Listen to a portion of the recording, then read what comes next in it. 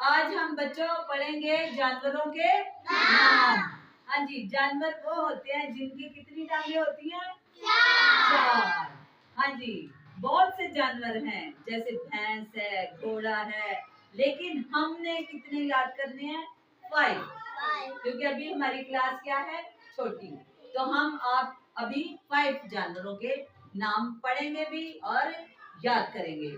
हाँ जी, सबसे पहले है बिल्ली। क्या है? बिल्ली। हाँ जी, सबसे पहले क्या है? बिल्ली। ये जो बच्चों निशान इसके ऊपर आया है, बिल्ली के ऊपर, मैंने पहले भी बताया कि इसका तल्लक इस बे से भी होगा और इसका तल्लक ई से भी होगा। इसका जोड़ करेंगे जी। बल बिल इली बिल्ली।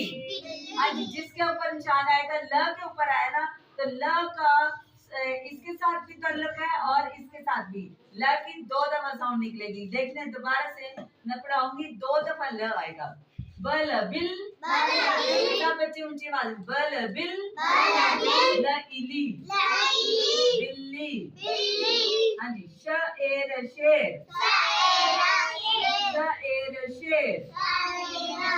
हाँ जी, बक बक रईरी बकरी, बक बक रईरी बकरी।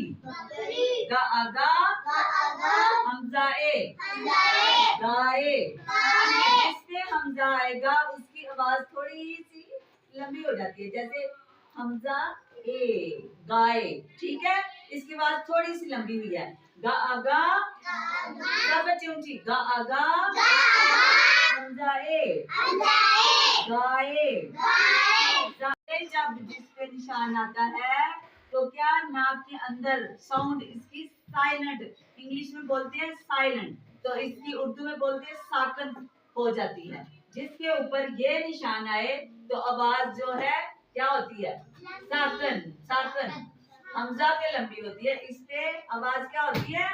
साकन हो जाती है, इसकी आवाज नहीं निकलती। अब हम अगर सा न पढ़े तो सानप बन जाएगा, इस तरह गलत होगा। लेकिन जब हम पढ़ेंगे सा असा, बोले सा असा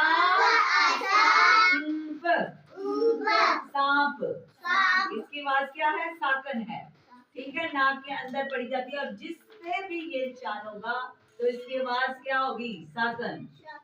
साकन, ठीक है? उसके बाद ऐसे नहीं आएगी, नाक के अंदर आएगी सांप। हाँ जी, क्लैपिंग